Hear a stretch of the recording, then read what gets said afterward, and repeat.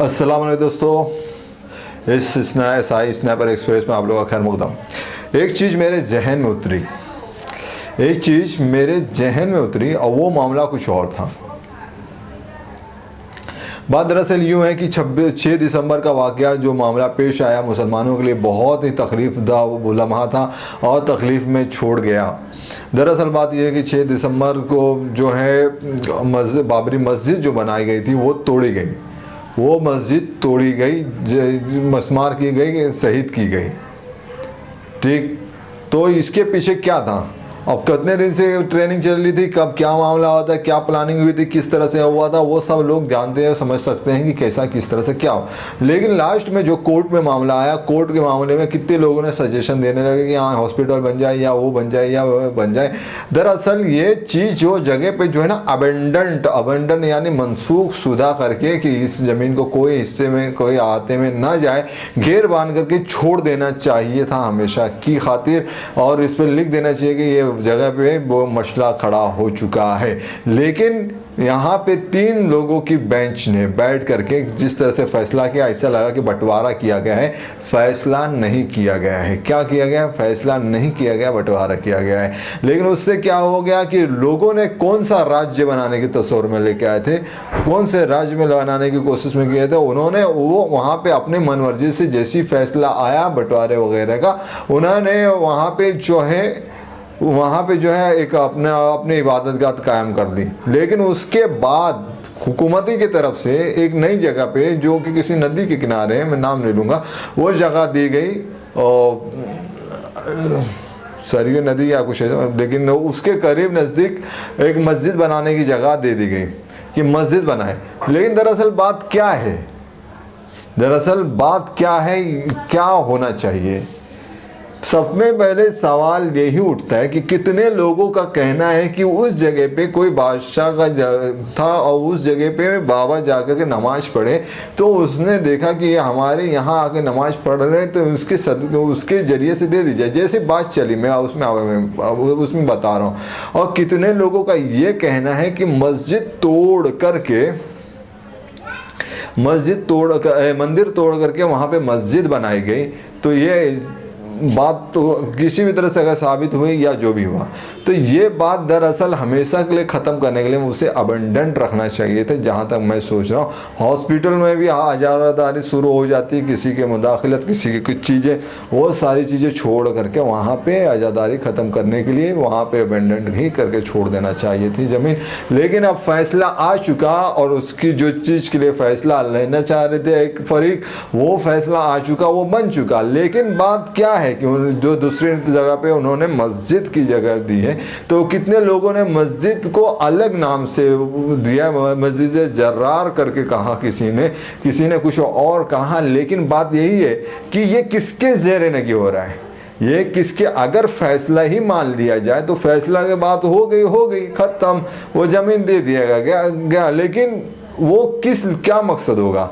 कल के दिन जिस तरह से ये होगा कि वहाँ पे मंदिर तोड़ के मस्जिद बनाई गई और आज जो है यहाँ पे मस्जिद बनाई जा रही है किसी के हिस्से में दी हुई, तो लोग कौन सा राष्ट्र बनाना चाहते हैं? जब वो राष्ट्र के करीब पहुँचेगा या लोगों की जहानत में वो चीज़ सर चढ़ के बोलेगी, तब तो कहेगी हमारा ये राष्ट्र है और हमारे राष्ट्र में ये मस्जिदें हैं जितनी, वो सब हटा दी जाएं। जिस तरह से सवाल उठ रहा है पुरानी मस्जिदों का, मसाजिद का, पुराने सारे मसाजिद का कि यहाँ पे ये थी, यहाँ पे ये मस्जिद थी, के नीचे ये इबादत गाह है, वहाँ पे वो मस्जिद के नीचे ये इबादत गाह है। जिस तरह से बात चलती चली आ रही है, तो कल क्या ये सवाल नहीं उठ सकता है कि ये मस्जिद हमारे हुक्मरानों से दी गई है और हम जब वो जो हुकूमत चल रही थी डेमोक्रेसी या जमहूरियत, उसमें कितने लोग यकीन नहीं करते हैं इन कॉन्स्टिट्यूशन में, आइन में, वो क्या कल के दिन लोग फैलाएंगे। एक फरीक ये साबित करते करते रह गया कि ये मस्जिद खाली जगह पे बनाई गई है, लेकिन आखिरकार उसके साथ जो शहादत वगैरह मिली मस्जिद को, वो सब दिया गया, लेकिन वो कर दिया गया उसको शहीद। लेकिन जब ये कल तो वाजिब तौर पे होगी, है तो किसी के दी हुई ज़मीन पे बनाई जा रही, वो भी बदले में। तो क्या ये एक्सेप्ट होगा आने वाले वक्त में? इसका जवाब सोचा जाए। जिस तरह से कहा जाता है लम यलिद वलम यूलद, सॉरी, लकुम दीनुकुम वलिय दीन, लकुम दीनुकुम वलिय दीन, लम यलिद सॉरी लकुम दीनुकुम वलिय दीन, लकुम दीनुकुम वलिय दीन, लकुम यानी तुम्हारा मजहब तुम्हारे लिए और जो हमारा मजहब वो हमारे लिए, साफ तौर पे। तो ये यहाँ पे जो मस्जिद दिया गया, तो एक नक्शे एक खाके के हिसाब से ज़रा हम सोचे करबला का वाक़या हुआ क्यों था, करबला के वाक़या हुआ क्यों था और कैसे हुआ था। इमाम हुसैन रज़ी अल्लाह ताला अन्हु सिर्फ जाना चाहते थे यजीद के पास, लेकिन बीच ही में फ़ौज ने घेर करके उनसे करबला कर दिया, करबला हो गया। वहाँ पे करबला का जगह पे झगड़ा हो गए, और झगड़ा होने के बाद, करबला में झगड़ा होने के बाद क्या हुआ, झगड़ा मतलब एक तौर पे जंग कर दिया वो, जबकि वो जंग के लिए निकले नहीं था।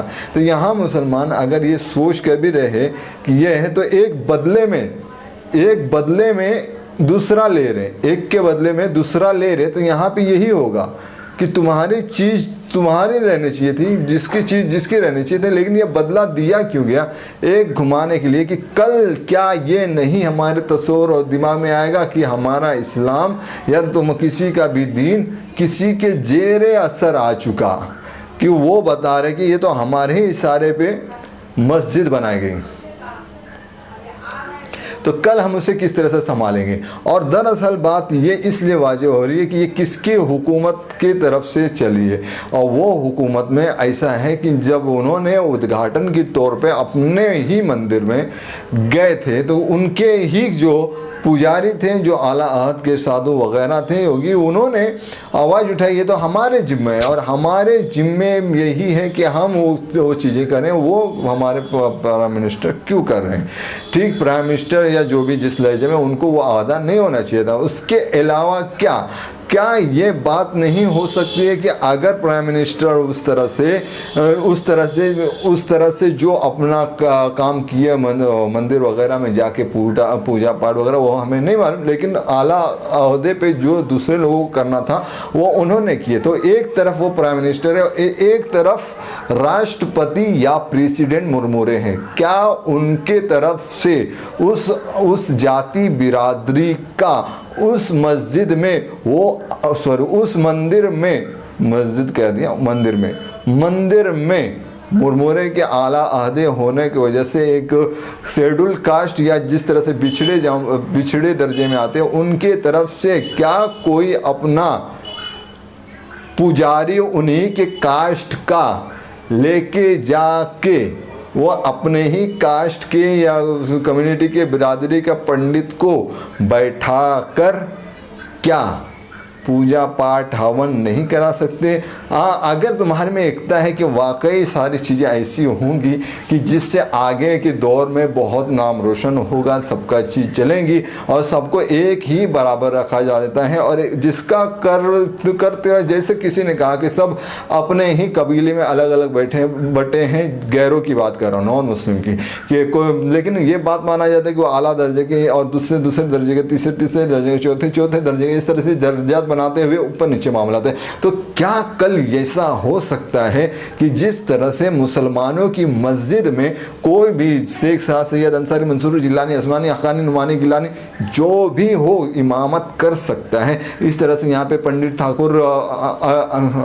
ठाकुर यादव या फिर जो भी जमात के रहते हैं, पिछले मुसहर हो गए, हीरो हो गए, जो भी, क्या वो महीने में एक दिन अपने कास्ट का पंडित लेके जाके, मिसाल के तौर पे चमार जा करके, जिसे चमार कहा जाता है, हमारे इस्लाम में नहीं माना जाता है चमार वगैरह, नाम होते थे, लेकिन कोई जिनके 3 पुश्ते चमार हों, लेके जाके उस मंदिर में बैठकर पूजा पाठ हवन कर सकता है?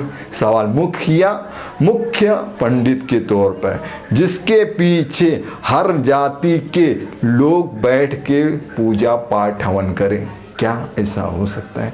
इसी तरह से ये मैं आपके धर्म में घुस करके नहीं कह रहा हूँ, एक सोचने समझने की बात मैं रख रहा हूँ जो मेरे जहन में आई। दूसरी बात यह है कि मुसलमान को वो मस्जिद ज़र्रार इसलिए कहा जा रहा है, मैं जहाँ तक समझता हूँ, क्योंकि जो इबादत की जगह है वो किसी के हाथ के नीचे आ रही हो। फैसला इस तरह से निकला है, ये बदला अदला बदली की बात होगी कि थोड़ा तुम मानो थोड़ा हम माने, फासले को ऐसा लपेटा गया, जबकि ये फासले को उसी वक्त बंद कर देना चाहिए था कि ये एबेंडन प्लेस है, और या फिर आवाम के ही ऊपर छोड़ने के लिए उसे एबेंडन कर देना चाहिए था, वो बाद में मामला हल हो जाते। लेकिन यहाँ पे इंडियन कॉन्स्टिट्यूशन जो है धीरे धीरे किस तरफ जा रहा है, किस तरफ उसको तोड़ने मरोड़ने की कोशिश की जा रही है, एक निशानदेही ऐसी भी। तो मुझे ये समझता है, मैं अपने ख्यालात बता रहा हूँ कि यहाँ पे इस तरह के मामलात नहीं होने चाहिए, और जो यहाँ पे मस्जिद में बैठेंगे वो यही कहेंगे कि आज ये मस्जिद है, कल हम खुद तोड़वाएंगे। जो उस मस्जिद में बनी हुई नई मस्जिद में जाएंगे वो यही उनके ऊपर लक़ब लगाएगा कि ये आज मस्जिद है, कल हम इसे खुद तोड़वाएंगे, और यहाँ पे जो है किसी गैर की इबादत गाह बनेगी। आज जो है मस्जिद है, कल हम खुद तोड़वाएंगे और कल इसकी यहाँ पे इबादत गाह बनेगी। क्या उस जगह का आर्कियोलॉजिस्ट से सर्वे कराया गया? क्या उस जगह का आर्कियोलॉजिस्ट से सर्वे कराया गया? एक मिनट, हाँ, मैं यही समझा रहा था दोस्तों कि क्या होगा आर्कियोलॉजी से रिसर्च हुए, वो तो पूरे हिंदुस्तान में कई जगहों पे अगर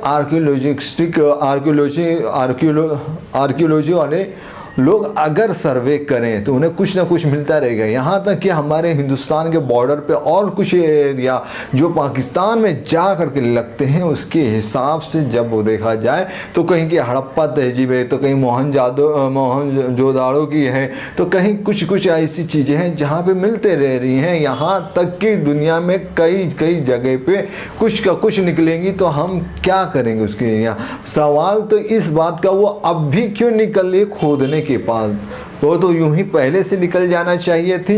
ये बात कि मुसलमानों के हिसाब से अगर कुरान में पढ़ा जाए तो कुरान में अल्लाह ताला कहते हैं कि ये क्या चले फिरे नहीं ज़मीन पे, ये उसका मफ़हूम बता रहा हूँ, जो तहरीर है उसका मफ़हूम बता रहा हूँ कि क्या ये चले फिरे नहीं ज़मीन पे, जिससे ये दानिशमंदी या अकल हासिल करें। मतलब इस तरह से कि ये थे तो गए कहाँ, अगर ये थे तो गए कहाँ, इस तरह से खुदा अपने आप को बता रहे हैं कि जो है इस तरह से मामला हो। और ये जो मस्जिद में है बैठे रहेंगे, जो नई मस्जिद दी गई है, तो यही मामला था कि जो है जेर हुकूमत इस्लाम को चलाना या मुसलमान को चलाना ठीक नहीं, क्योंकि यजीद के जो मुआविया रजी अल्लाह ताला अन्हु के बेटे जो यजीद थे, कोई उन्हें रजी अल्लाह ताला अन्हु कहता है, कोई कुछ और कहता है, उससे मुझे बहस मुबाहिसा नहीं। लेकिन बात इशारतन में बता रहा हूँ कि जब वो वहाँ पे थे और तो क्या हुआ कि हुसैन रजी अल्लाह ताला अन्हु को पता चला कि जो है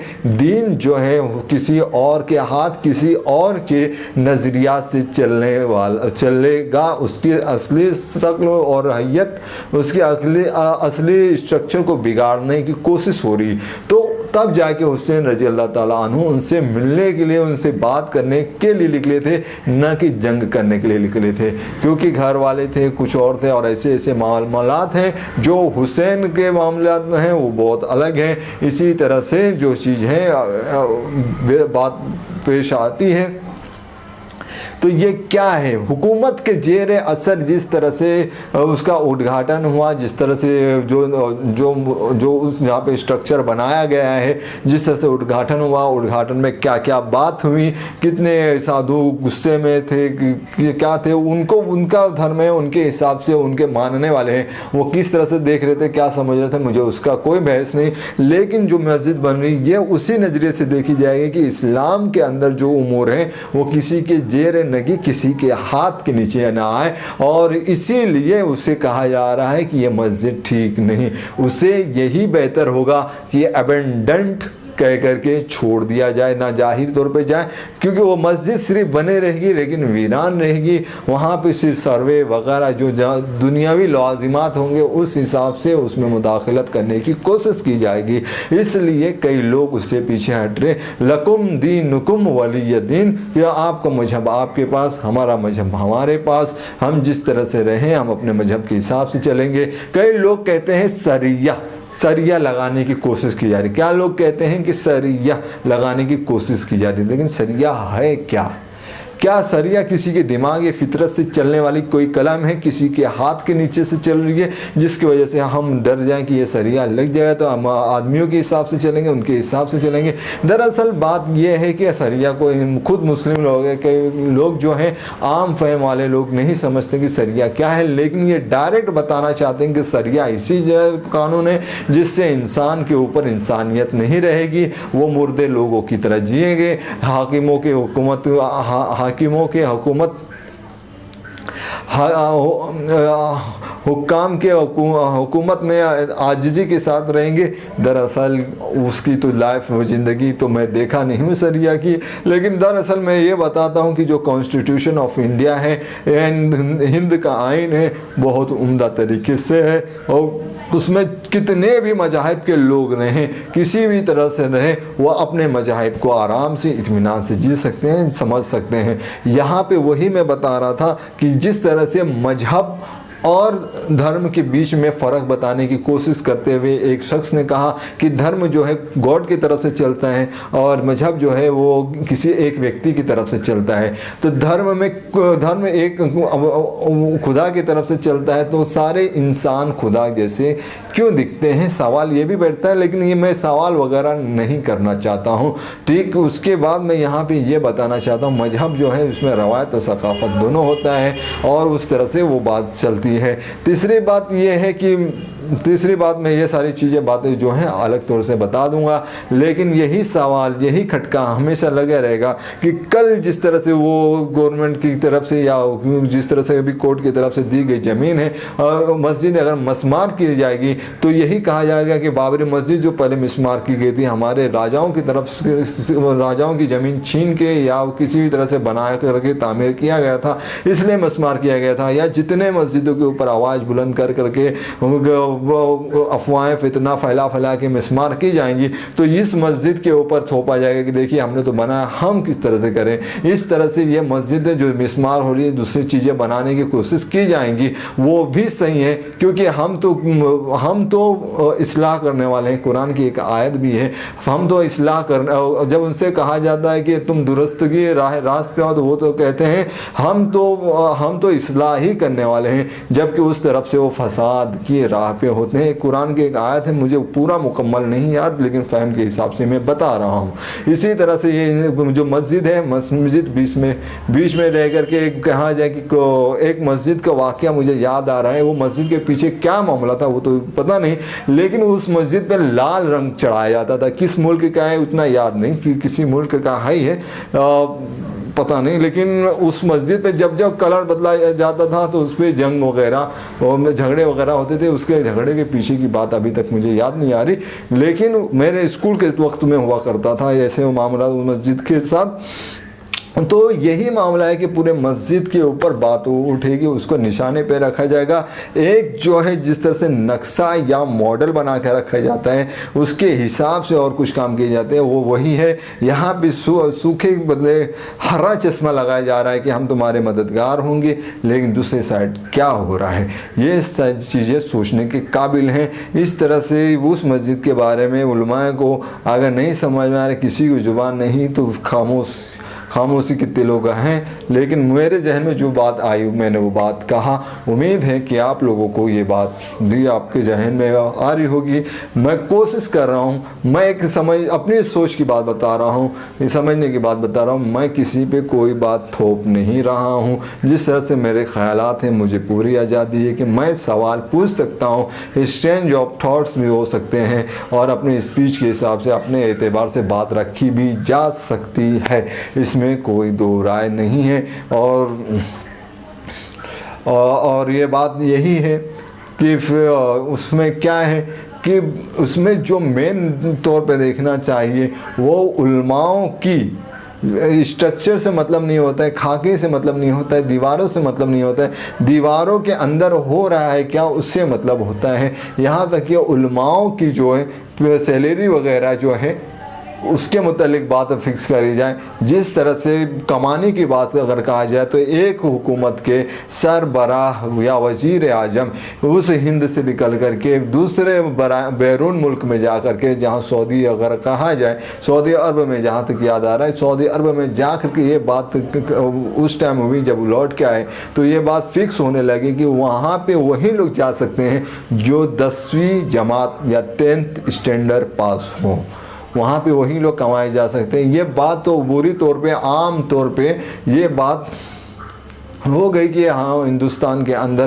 पढ़ाई लिखाई वगैरह की बातें चलती हैं, पढ़ने लिखने की तरफ तरगीब दिलाने की कोशिश की जा रही है, लेकिन यहाँ पे क्या होगा मामला, दूसरी तरफ ये सोचने की बात है कि क्या मदरसे के पढ़ने वाले बच्चे हैं लेकिन मैं उनकी तरफ नहीं जाऊँगा, मैं क्या उर्दू स्कूल तामीर हुई है, क्या उनके लैंग्वेज को बचाने के लिए, उनके ज़रिए तालीम को आप फैलाने के लिए स्कूलों में असातिज़ा रखे गए कि नहीं रखे गए। यहाँ तक कि अब सुनने में आ रहा है, जिस तरह से न्यूज़ को सरसरी तौर पे मैंने देखा हूँ, ये बात मेरे नज़र में आई है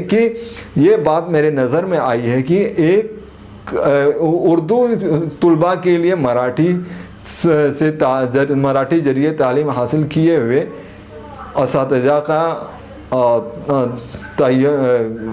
ओहदा दिया जा रहा है, जो मराठी के बैकग्राउंड से उन्हें और उर्दू के बच्चों को पढ़ाने के लिए तकर्रुर के लिए उनकी जगह उर्दू असातिज़ा के तकर्रुर की जगह पे उनको किया जा रहा है। तो ये बात क्या है, कहाँ तक दुरुस्त है? बात दरअसल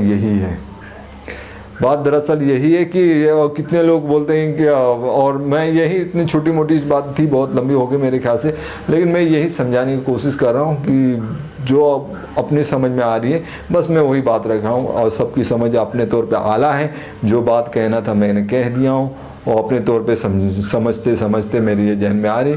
आप लोग भी कुछ भी कर सकते हैं, कमेंट वगैरह कुछ भी कर सकते हैं।